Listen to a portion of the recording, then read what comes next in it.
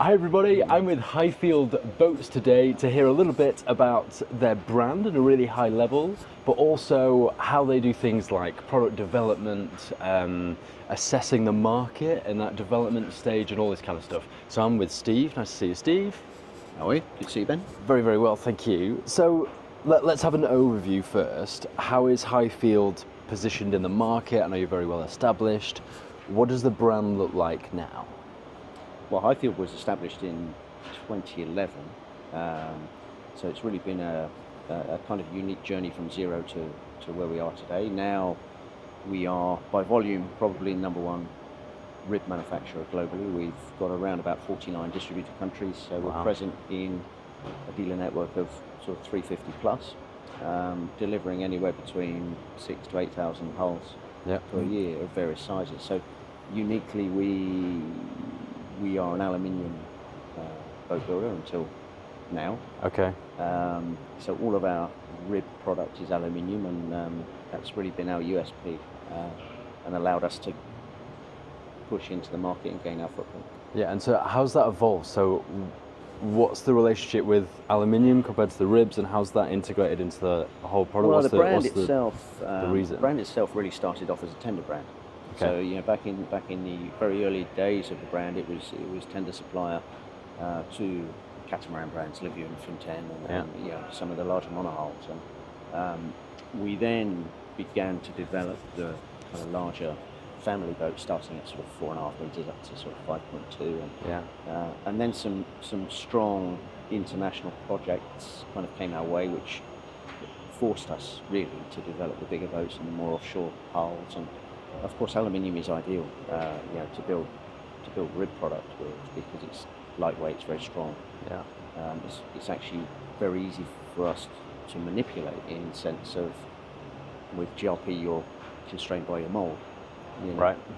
So in those early years of development, aluminium was perfect because you had the option of cutting and chopping and trying and testing, and that's quite a quick process compared to much create the quicker. mold. Yeah, well, I mean, not only is it much quicker, but it's much less expensive. Right. So it allowed us, being based where we're based in terms of manufacturing in those early years, it was the most efficient way for us to improve our product.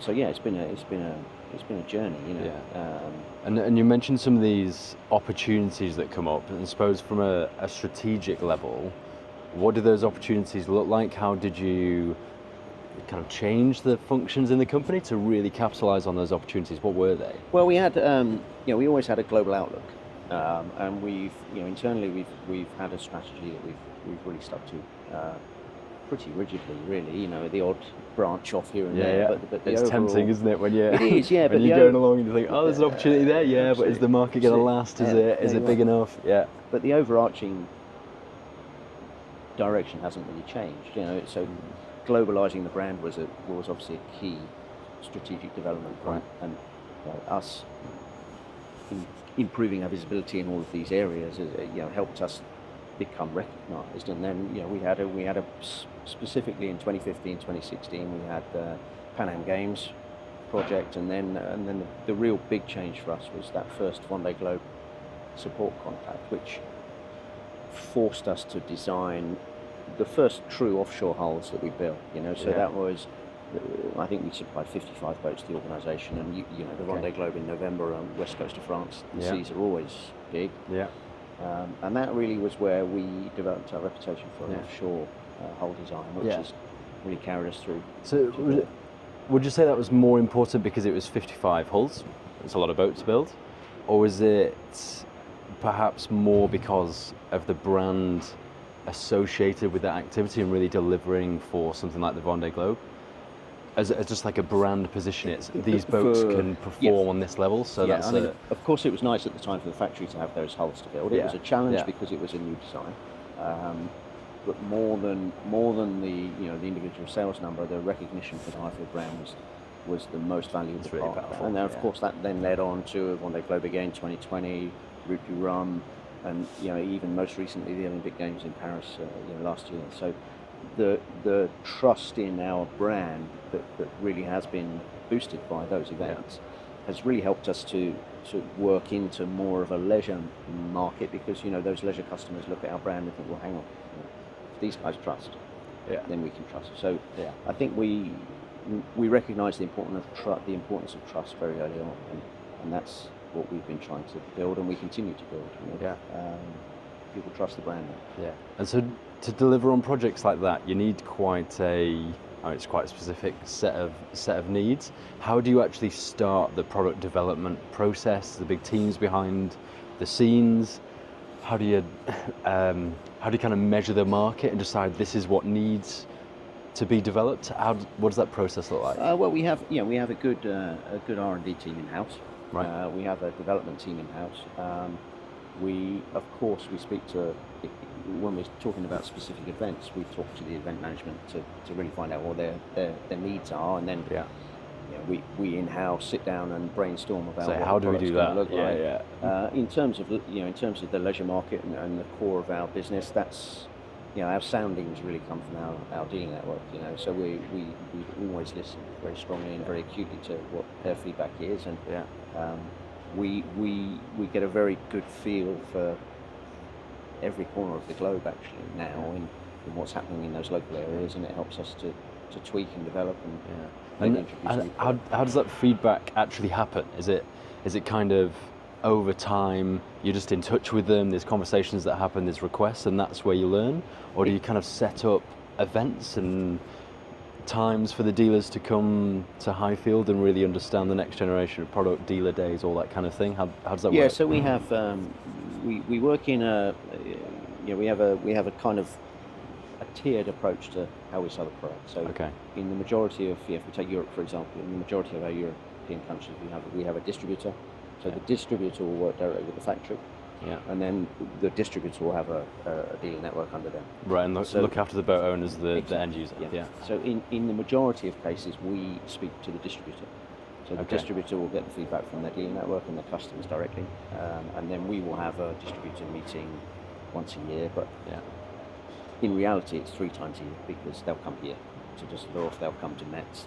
So we've always worked on a very direct contact basis, and we try and make it as easy for our distributors as possible to get to us and talk to us, and I think there's no reason for us to stop that, because it really helps us react quickly.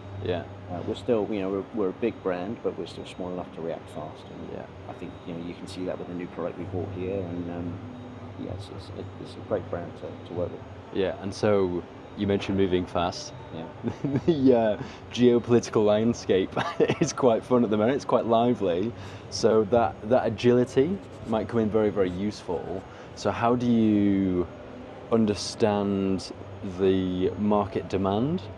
We're sat on board one of the new boat launches, the ADV7. How do you make sure that whatever's in development has a market ready to go into, and it's really going to fill a void in that demand, rather than creating something very similar or creating the wrong thing where it's just not in demand at the time? Yeah, I mean, sometimes we get it wrong. Right. Okay. I think let's be Try honest. it. I think fail fast. First and foremost, we've always been brave. We've always tried to push ourselves. Sometimes we push ourselves very, very hard. Yeah. Very often we get it right. Everybody gets it wrong. Good. From time to time. That helps. And that's. But we have a really good core team of management. It's not a big team of management. We have a small core team that understand the business very well, and we have our manufacturing base in China. Clearly, we've had that there from the beginning, but we have a very localized management structure that are on the ground. And so that be Mathilde in Europe managing the European network. We've got Christoph in the US managing the US network. Peter in Australia. So in all of our core markets, we have good, experienced people on the ground, and of course that gives us a little bit of a head start. They can see day to day what's happening. And this boat was really a reaction in the market from us to a slow change in the way the RIB product is perceived by the customer base. And my feeling is we've kind of hit the nail on the head with this. Done really well. Wait and see now. But I think that ability to react and the bravery from our CEO, Julian and Mr. Wong, the two heads of the company, have always been strong enough and brave enough to allow us to go and have these explorative projects. And I think that's one of the key reasons why we are where we are today. Yeah, and then the team also has that experience behind the scenes to say, well, we've seen a time when there's a market downturn. We've also seen the booms. We should look at this timeline, or we can expect our dealer network to start reacting in this way if we do certain things. And so let's have a little look forward. How do you see the growth of the company in the next few years? How do you make sure that you're going to grow, and how do you go about doing that? Is there any key strategies that you're working on or that you can tell us about? I think from a strategic point of view, yeah, it's very much. There are people in the company probably better placed to talk about that than I am. Okay. But, from what we see, people are still the most important factor in our future growth, and that's there are two key pillars really, and that's going to be the product that we design, the product that we produce, and give them to go and penetrate the market with. Yeah. But I think when we all saw, it's not just us. We all saw this COVID boom, and now we're all on the backside of that, and we're all in a bit of a strange place. The world is slightly unstable, and that isn't helping anybody. And so I think now more than ever, it's really important for us to have the right people in the right place. So I think from a strategic point of view, it's going to be making sure we've got the right dealers, the right distributors, the right people in the right place to take us to the next phase of the market. Yeah. I don't think any of us know what the next phase of the market is really going to look like. Yeah, but ultimately that network, that expertise, the people, the relationships actually will be long-lasting. They'll get you through this hard time, ready for better times in the future where you can really thrive and come together. Yeah, and I think that's where we're probably a little bit different, and we have a little bit more power than some of the other brands. And there'll be a lot of brands right now kind of sitting on their hands a little bit, and I think it's testament to our hierarchy that we are one of the few that have been bold enough to say, okay, you can actually really push on. Yeah, let's do something. You've got the resource to be able to do that and last. So it's really exciting for us, and you can imagine all of our management team here and all of our distributors actually when they come here and they see, they all know what the market's doing. They all do. Right, yeah. It's not a big secret. Yeah, exactly. Everyone experiences it. But when they come here and they see that, hey, look, it gives them all a bit of a shot in the arm. You're creating this as a bit of a boost. Yeah. And I think now what everybody needs is a bit of confidence, and this will certainly help our. Yeah. Okay. Brilliant. Team. Thank you very much for your insights, Steve. No problem. All right. Lovely speaking Good to to speak to you. Cheers, man. Thank you. Cheerio. Everybody, if you enjoy insights like this, make sure you're following here to see plenty more of it. Outside of that, I'll see you very soon. Bye for now.